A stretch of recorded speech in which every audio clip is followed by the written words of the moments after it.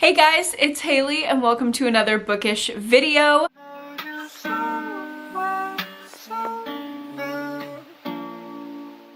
Today I'm going to be doing my end of year book tag. Sometimes this is called a reading survey. I combined two tags or two sets of prompts for my 2022 video last year. So I'm just gonna reuse those same set of questions in my 2023 video this year, right now. And these questions are basically just gonna help me wrap up my reading in different ways for the end of the year, so I can kind of give you guys summaries or specific recommendations based on the questions. I love these superlative type videos at the end of the year, so I hope you guys enjoy. Without any further ado, let's go ahead and just get into it. My first question that I have here is, how many books did you read this year? I read a total of 173 books, or 47,550 pages. And that is quite a lot, but not as much as the past couple years. The past 2 years, I think I read over 200 books or right at 200 books, but this year was so busy. I was planning a wedding. My practice completely took off and filled up, so I had a lot going on. I didn't read as much as I usually do, but I still did meet my goal of 150 books that I set for myself every year, so I feel good about it. Next up, we have, what is your most read genre? And this was actually really surprising for me. I thought it was going to be thriller. It's been thriller every single year for the past 4 or 5 years. But it was actually horror, with a total of 84 horror books that I read this year. I only read 67 thrillers this year. The longest book that I read was A Court of Silver Flames, the most recent book in the Court of Thorns and Roses series. And that was 757 pages. And the shortest book, if you can even call it that I read this year was a short story called Mukbang Princess. It's an extreme horror, and honestly, there's really not much to it. I mean, there's a lot to it, but there's also 10 pages, you know what I mean? Also, that author stands behind misogyny in the horror genre, so I'm not trying to give them any promotion. The first superlative question is, what is your favorite book of 2023? And I believe last year when I filmed this, I had 4 or 5 different answers to this question, but I was really gonna challenge myself this year to pick one answer. Just have one book that is my standout favorite book of the year. And for 2023, my best book of the year is How to Sell a Haunted House by Grady Hendrix. Something just clicked with me when I read this book. I had to buy this signed copy when I found it because it is just one of my favorite books of all time. It has so much depth, meaning, commentary, generational trauma, mental health, different kind of conversations that I just love to have. And it was through the metaphor of a haunted house, which horror and horror movie-esque, really tropey horror really appeals to me. So it was just all in all the perfect book. In this book, we are following our main character who meets up with her brother, and they're not necessarily long lost siblings, but they're kind of estranged. They didn't get along the best or have the best relationship, but they have to come together now to go through their childhood home now that their parents have passed. And when they go back to go through this house, creepy things start happening. Their mother collected and made puppets and dolls, and they start moving around and coming to life. So we are left wondering, is this house haunted, or is it the family secrets and other things that will come out that are haunting the house? It is a crazy, twisted fever dream, but it also is so emotional. I cried multiple times reading this book, and I absolutely love the ending. There's just nothing that's gonna touch this book for a long time for me. This is Pretty Girls level love that I have for this book. The next question is, what is your favorite debut that was published in 2023? Obviously, that one was not a debut. I've loved Grady Hendrix for years, but the best debut that came out this year was Not So Perfect Strangers by L.S. Stratton. I absolutely loved this thriller. It has some of that morally gray, ethical dilemma, what would you do kind of vibe, which I love that. And again, there's really, really strong commentary in here. We're following a woman who is trying to escape an abusive situation with her son, but as she's leaving him, he is hot on her tail. He is chasing after her, and she stops in a moment's hesitation to help a fellow woman who it also seems is in a similar situation. She flags her down and is like, hey, I feel like I'm in the same situation as you. Will you help me? And so these two women are on this escape together from their abusive husbands. It would seem like they have a lot in common, but actually they are quite different. While they're both in tricky situations and definitely feeling oppressed by the men in their lives, they have very different experiences of this because our main character, Tasha, is a Black woman and she's not very wealthy. And the second woman who comes into the picture, Madeline, I believe. Oh, Madison. She is a very wealthy and privileged white woman. Their lives kind of intertwine once they meet and bond over their similar trauma, but things devolve and get messier and messier the more that Tasha's kindness and Madison's blind spots and tone deafness come to the surface. This book goes absolutely off the rails. The twists caught me so off guard. It's so twisty, but not overly twisty. It kind of like gives room for the plot to breathe and for you to sit with the commentary while taking you on a very fast-paced ride.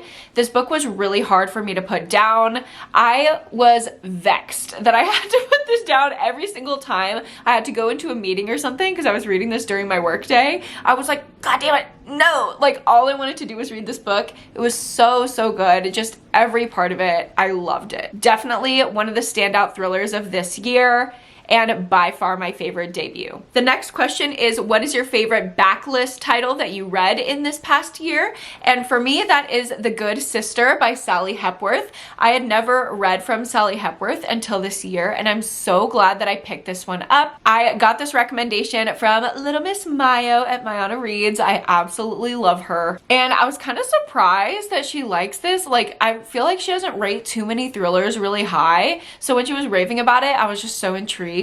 I am so glad that I picked this up because this is one of the most emotional and endearing thrillers I've ever read. We are following this woman, Fern, and she's always just been a little different her entire life, but she kind of gaslights herself out of accepting it. She doesn't really see her neurodivergence as being valid. In fact, she doesn't even really have a name for it. She just thinks that she is wildly different, and she often feels a lot of shame for it, at least during the times when she is aware of it, because most of the time she just kind of like does her own quirky thing and finds it hard to understand why she doesn't connect with other people. But she figures that she will go out on a limb and get out of her comfort zone because she wants to thank her sister for everything that she did for her growing up. They had a kind of tense and abusive home situation, and Rose, Fern's sister, did a lot to take care of her. So when Rose finds out that she has infertility problems, Fern steps in and says, I'm gonna have a baby for my sister. So this is what sparks her first ever dating journey, and she is like well into her 30s, I think, at this point. So she's a little bit late to the dating game. She's definitely awkward, and she is not the most ethical in the way that she goes about getting this baby for her sister. It's such a difficult, uncomfortable read at times, but at the same time, it's so funny and so endearing.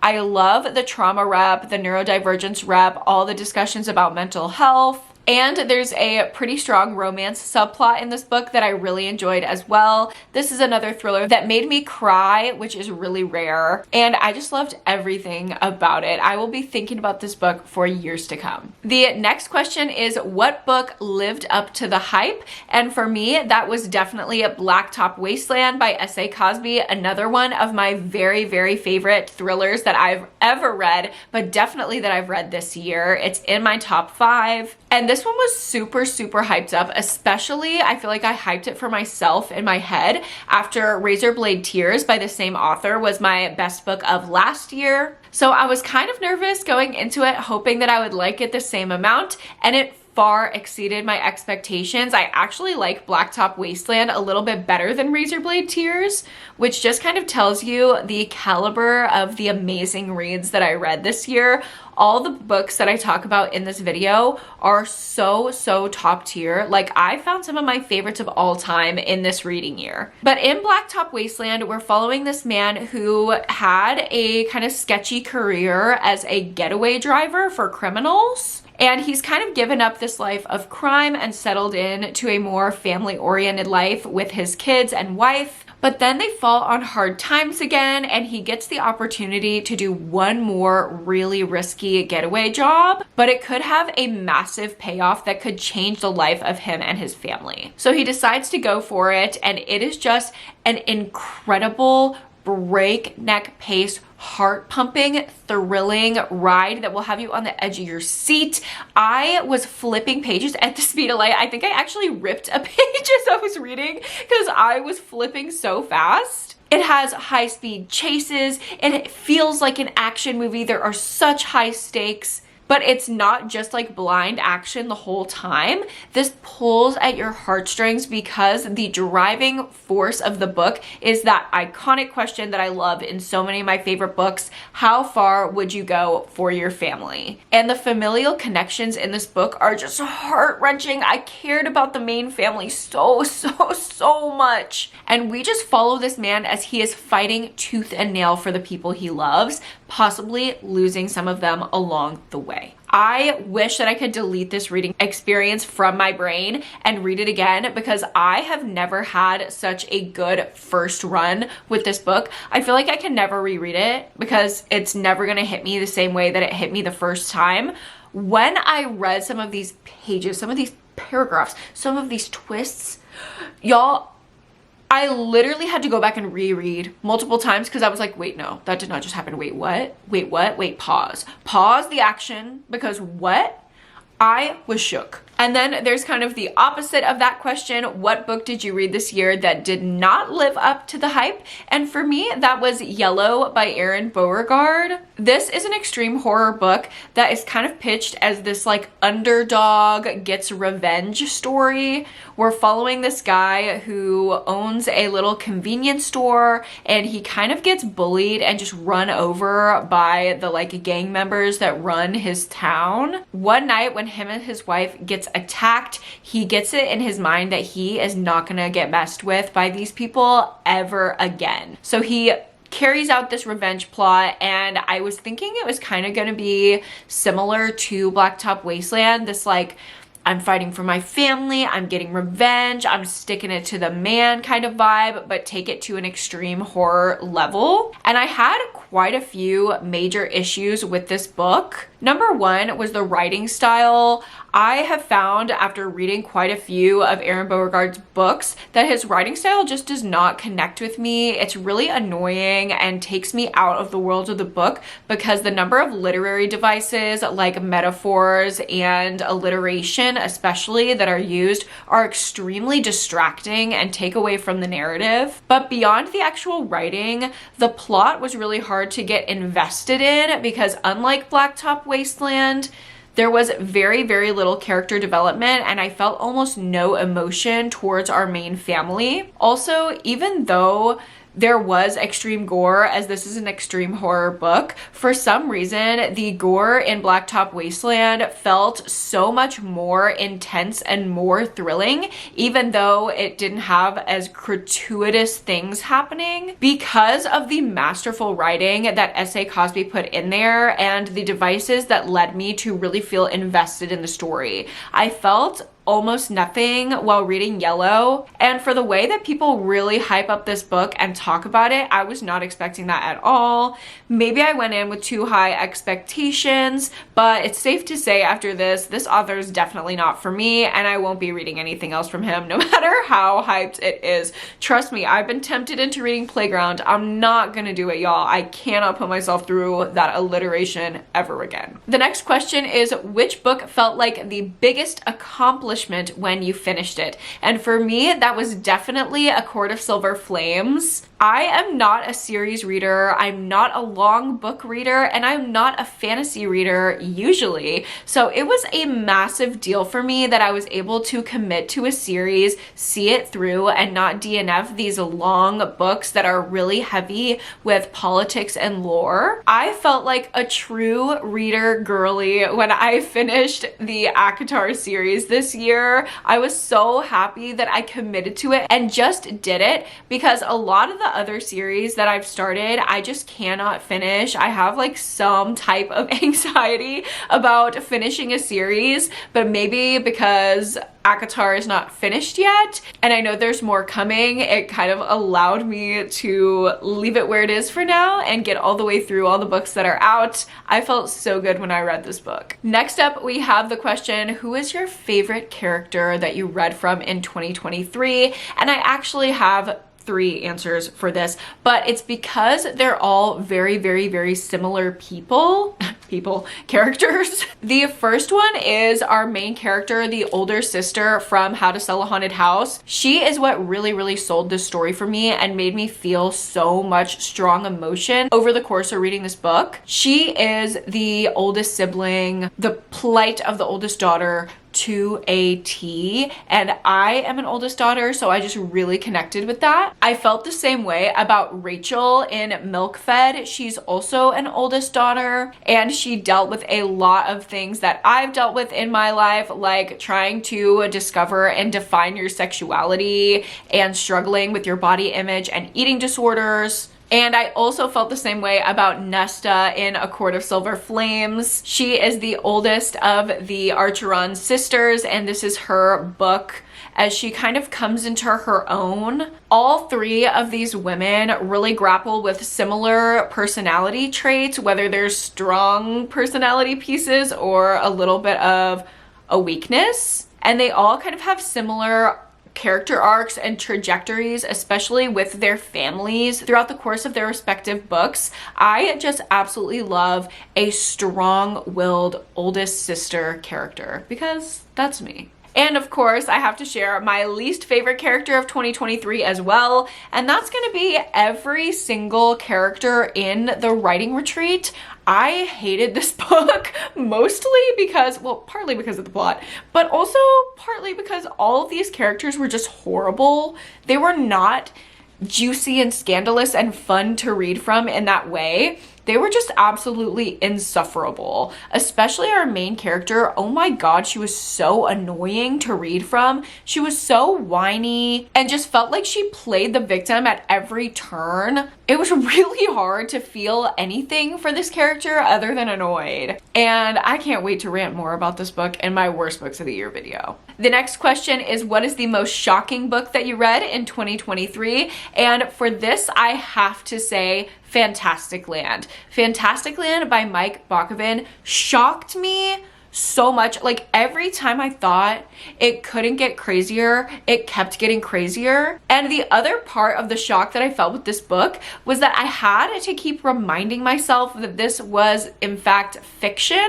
I kept thinking that this book was nonfiction. It's written with such realism. It actually feels like a true crime Netflix documentary is unfolding as you're reading it. It's told in an interview style with a bunch of different perspectives from the survivors of a horrific natural disaster where hundreds of people are trapped in an amusement park during a Category 5 hurricane in Florida. It's kind of supposed to be like what would happen if all the Disneyland actors got stranded in Disneyland during a hurricane and started breaking off into rival gangs a la Lord of the Flies situation. It is so riveting. If you like reading stuff that reads like a documentary, or if you just like watching docuseries, you will love Fantastic Land. Not only are the twists, turns, and reveals so shocking, like there are heads on spikes, people.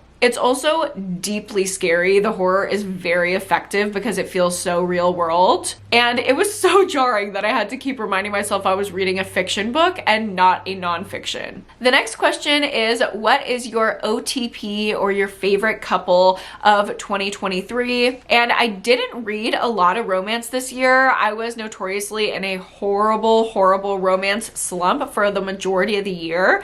But the one book that actually was a romance and actually did get me out of a slump is 7 Days in June by Tia Williams. I absolutely loved the main couple in this book. They're a little bit older, they're more established. Our female main character is a single mom, and their connection is just undescribable. It's not something that I read on the pages, it's something that I felt in my soul as I was reading it. I cannot speak highly enough to this book. It's about two writers who connected in high school, and over the course of a week in June, they just have this whirlwind romance, but then they both separately grow up and they become famous writers in their own respect. They each have their own little cult following, and they reconnect a decade later at an author event, and they end up re-sparking their connection and answering all of the unanswered questions that they left open at the end of that first week in June. You see how they both develop so much, not only as characters and as participants in a relationship, but also as writers, and how they grow together and were pining for each other over the past decade. Oh my God, it is just so emotional. I love emotional romance. I feel like that also makes the smut so much better, and there's definitely smut in this book. I love it. The next question is, what is the best written book that you've read this year? And I love this question because although I love a ton of the books that I'm talking about today, there's definitely like a different caliber when you think about writing and how you convey certain ideas, especially for someone like me who appreciates a really commentary heavy book.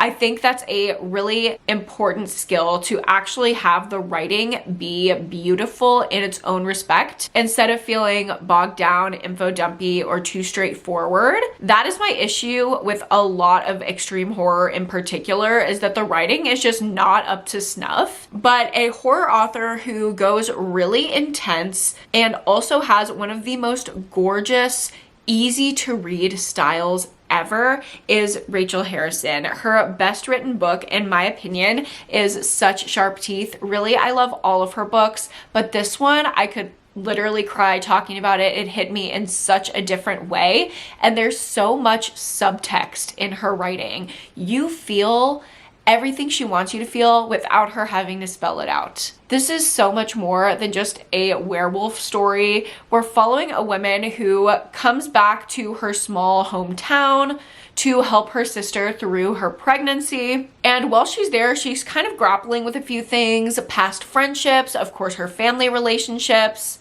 and also some really intense sexual trauma. And over the course of the book, as she is dealing with these things and growing as a character, she's also physically transforming into a werewolf. So we see her grappling with that, and that werewolf transformation is such an effective metaphor for her healing journey throughout the book. It talks a lot about feminism, motherhood, the role that women play in each other's lives, female friendship, of course, rape culture, as I alluded to, and misogyny. The conversations in this book are invaluable, and I will be reading this book over and over and over, highlighting more and more every time I do over the course of my life. Like, this is in the top.